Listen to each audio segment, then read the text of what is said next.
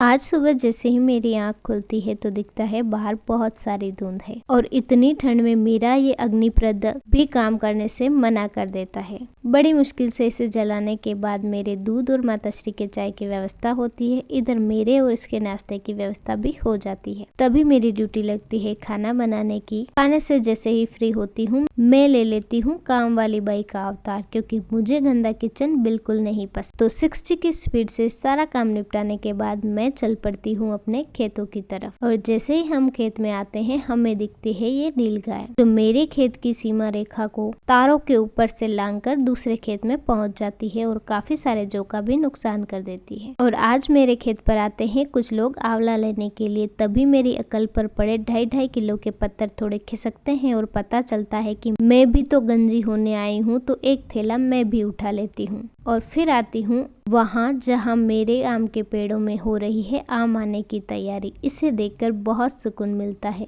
तभी माताश्री ले लेती है गायों के लिए चारा और घर आकर नहा धोकर मैं निकल जाती हूँ माता जी के दर्शन के लिए। किंतु घर से थोड़ी ही दूर जाने पर मेरा दुपहिया वाहन दे देता है हमें धोखा, क्योंकि वो होता है पंचर। तो घर जाकर मेरा भाई एक दूसरा वाहन ले आता है। तब तक मैं उसके सुरक्षा कवच के साथ वहीं पर इंतजार करती हूँ। फिर हमारा आगे का सफर शुरू होता है और घर आकर मैं ठंड से बचने का पूरा इंतजाम कर लेती हूँ और दाल पालक के साथ ही चूल्हे पर रोटी की पूरी तैयारी। खाना खाने के बाद मेरे चटोरे भाई का मन करता है तिल के लड्डू बनाने का और मेरा मूंगफली खाने का। इसे इसका जैकेट पहनाने के बाद मैं जायदाद की मालकिन का खाना लेकर आ जाती हूँ अपने कमरे में। Thank you so much for watching my vlog. Please like share and subscribe करें।